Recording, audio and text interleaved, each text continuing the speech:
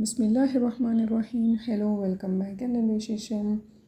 അപ്പോൾ ഇന്നില്ലേ ഞാനൊരു മഴയൊക്കെ വന്നിട്ട് പെയ്തിട്ട് നിന്നിട്ടുള്ള സമയത്തല്ലേ എനിക്കൊരു ഡ്രീം കേക്കിൻ്റെ ഓർഡർ ഉണ്ടായിരുന്നു. അപ്പോൾ അതിൽ മിച്ചം വന്ന ക്രീം, പിന്നെ കുറച്ച് ഷുഗർ സിറപ്പ് ഇതൊക്കെ ഉണ്ടായിരുന്നു. അപ്പോൾ ഞാൻ വിചാരിച്ചു കുട്ടികൾക്ക് കിട്ടാത്തതുകൊണ്ട് കുട്ടികൾക്ക് അതിൽ മിച്ചം വന്നതിനെ ഉണ്ടാക്കി കൊടുക്കാമെന്ന് വിചാരിച്ചിട്ട് ഒരു കേക്ക് ഉണ്ടാക്കിയിട്ടുണ്ടായിരുന്നു. വെനില്ല സ്പോഞ്ച് കേക്കാണ്. പക്ഷേ ഇത് ഞാനില്ലേ ഗോതമ്പ് പൊടി കൊണ്ട്, ആട്ടപ്പൊടി കൊണ്ടാണ് ഞാൻ ഈ കേക്കൊക്കെ ഉണ്ടാക്കുന്നത്. അതുകൊണ്ട് തന്നെ നല്ലൊരു ടേസ്റ്റും കൂടിയാണ്, ഹെൽത്തിയും കൂടി ആയിട്ടുണ്ടാകുന്നത്. പക്ഷേ ഇതിൽ ഷുഗറൊക്കെ ഉണ്ട്. അപ്പോൾ ഇത് നല്ല സ്പോഞ്ചി ആയിട്ടുള്ള ഒരു കേക്ക് റെഡി ആക്കിയിട്ടുണ്ട്. അപ്പോൾ ഇതിൽ ഞാൻ കുറേ ക്രീമൊന്നും അങ്ങനെ തേച്ച് കൊടുക്കുന്നില്ല. ഉള്ള ക്രീം, ബാക്കി വന്ന ക്രീമും ഷുഗർ സിറപ്പിലാണ് ഇത് ഉണ്ടാക്കുന്നത്. അതുകൊണ്ട് തന്നെ അധികമായിട്ടൊന്നും ക്രീമൊന്നും ഇല്ല. അപ്പോൾ ഇത് ഞാനിത് 2 ലെയറാക്കിയിട്ടൊന്ന് ആദ്യം കട്ടാക്കിയിട്ട് എടുക്കുന്നുണ്ട്. പിന്നെ ഇത് ഞാൻ ആട്ടപ്പൊടി കൊണ്ടാണ് ഞാനിപ്പോൾ സാധാരണ കേക്കൊക്കെ ഉണ്ടാക്കുന്നത് തന്നെ. ഡ്രീം കേക്കാണെങ്കിലും ഞാൻ ഈ മിനി കപ്പിലാണ് ഉണ്ടാക്കി കൊടുക്കുന്നത്. അപ്പോൾ അതും എനിക്ക് ആട്ടപ്പൊടിയിൽ ഉണ്ടാക്കുന്നത് നല്ല ടേസ്റ്റായിട്ട് തോന്നും. മൈദപ്പൊടിനേക്കാളും നല്ല ടേസ്റ്റും കൂടിയാണ്. ഇതിപ്പോൾ നിങ്ങൾക്ക് കാണാനും പറ്റും, നല്ല ജാലിദാറായിട്ടുള്ള നല്ല സോഫ്റ്റായിട്ടുള്ള കേക്കാണിത്. ഇതിപ്പോൾ ഞാനൊരു 1 കിലോത്തോളം വരുന്ന ഒരു കേക്കാണ് ഉണ്ടാക്കുന്നത്. അങ്ങനെ കേക്കിന് വേണ്ടി എല്ലാ സാധനങ്ങളും എടുത്തു വെച്ചിട്ടുണ്ട്. ഇനിയിപ്പോൾ ആദ്യം കുറച്ചൊന്ന് ക്രീം തേച്ച് കൊടുക്കുന്നുണ്ട്.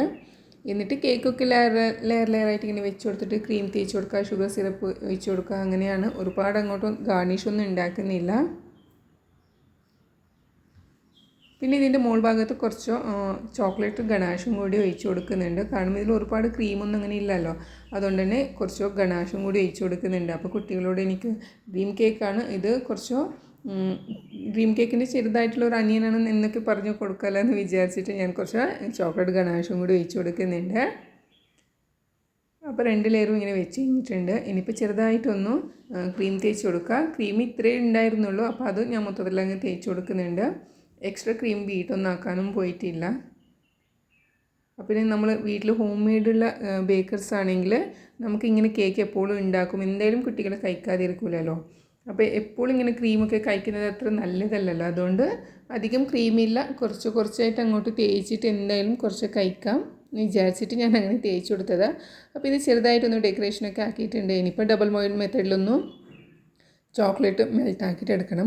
അപ്പോൾ ഇത് കുറച്ച് ഞാൻ വെള്ളം ഒഴിച്ചിട്ടാണ് ഇത് മെൽട്ടാക്കിയിട്ട് എടുക്കുന്നത്. ക്രീമൊന്നും ഒഴിച്ചിട്ടില്ല. അതുകൊണ്ട് തന്നെ ഇത് കുറച്ച് തിക്ക് കുറച്ച് കൂടിപ്പോയി. അപ്പം ഞാൻ ഈ മാർബിൾ ഷേപ്പ് കൊടുക്കാമെന്ന് വിചാരിച്ചത് ആദ്യം, പക്ഷേ അത് കുറച്ച് തിക്കായിപ്പോയി. കുറച്ചും കൂടി ക്രീം ഒഴിച്ച് കൊടുത്തായിരുന്നെങ്കിൽ നല്ലതായിരുന്നേനെ. അങ്ങനെ ഇപ്പോൾ ഇതാ ഞാൻ ക്രീമൊക്കെ തേച്ച് കൊടുത്തിട്ട് അങ്ങോട്ടങ്ങ് തേച്ച് സ്പ്രെഡാക്കി വെച്ച് കൊടുത്ത്, എന്നിട്ട് ഇത് 2-3 മണിക്കൂർ കഴിഞ്ഞിട്ട് ഞാൻ ഫ്രിഡ്ജിൽ നിന്ന് എടുത്തിട്ട് കട്ടാക്കിയതാണ്. നല്ല സോഫ്റ്റാണ്. സോഫ്റ്റ് എന്ന് പറഞ്ഞാൽ എനിക്ക് പറയാനേ പറ്റുന്നില്ല, അത്രയും സോഫ്റ്റാണ്. അത്രയ്ക്ക് സോഫ്റ്റുള്ള കേക്കായിട്ടുണ്ടായിരുന്നു ഇത്. അപ്പോൾ ഇത് ക്രീം കുറവായതുകൊണ്ട് തന്നെ കഴിക്കാനും നല്ല രസമാണ്. പിന്നെ ചിലരുണ്ടാവില്ലേ ക്രീം അധികം തേച്ചിട്ട് കഴിക്കാൻ അത്ര ഇഷ്ടമില്ലാത്തവർ. അപ്പോൾ ഇങ്ങനെ ഒന്ന് ട്രൈ ആക്കിയിട്ട് നോക്കാം നിങ്ങളുടെ വീട്ടിൽ. ചെറുതായിട്ടൊന്ന് ക്രീം തേച്ചിട്ട് നല്ല കേക്കാക്കിയിട്ട് തേച്ച് നോക്കാം. നല്ല ടേസ്റ്റാണ്, നല്ല സോഫ്റ്റും കൂടിയാണ്. ഇത് ഞാൻ നിങ്ങൾക്ക് കട്ടാക്കുമ്പോൾ തന്നെ നിങ്ങൾക്ക് മനസ്സിലാവും. ഞാൻ ജസ്റ്റ് ഒന്ന് വെച്ച് കൊടുത്തതേ ഉള്ളൂ കത്തി. നല്ല സോഫ്റ്റായിട്ട് തന്നെ ഉള്ളിലേക്കിട്ട് അങ്ങോട്ട് പോകുന്നുണ്ട്. ഇത് എടുക്കാനും പറ്റുന്നില്ല, കാരണം ഒരുപാട് നേരമൊന്നും അങ്ങോട്ട് ഞാൻ ഫ്രിഡ്ജിൽ വെച്ചിട്ടില്ല. ഏകദേശം ഒരു 2-3 മണിക്കൂറേ വെച്ച് കൊടുത്തിട്ടുള്ളൂ. എടുക്കാനേ പറ്റുന്നില്ല, അത്രയ്ക്ക് സോഫ്റ്റാണ്. പൊടിഞ്ഞു പോകുന്നത് പോലെ തോന്നി. അപ്പോൾ പിന്നെ ചോക്ലേറ്റ് ഗണാഷും കൂടി ഒഴിച്ച് കൊടുത്തത് കൊണ്ട് തന്നെ നല്ല ഡബിൾ ടേസ്റ്റും കൂടി ആയിട്ട് കിട്ടുന്നുണ്ട്. അപ്പോൾ ഇതാ ആർക്കും ഇവിടെ എന്താ പറയുക, സബൂർ എന്ന് പറയുന്നതേ ഇല്ലാതായി പോയിട്ടുണ്ട് ഈ കേക്ക് കാണുമ്പോൾ. അപ്പോൾ എൻ്റെ ഇന്നത്തെ വിശേഷം ഇത്രയേ ഉള്ളൂ.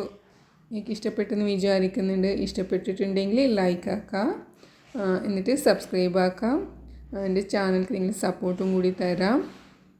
അപ്പോൾ നെക്സ്റ്റ് അടിപൊളി വീഡിയോസ് ആയിട്ടൊക്കെ കാണാം. അതുവരേക്കും ടേക്ക് കെയർ, ബൈ.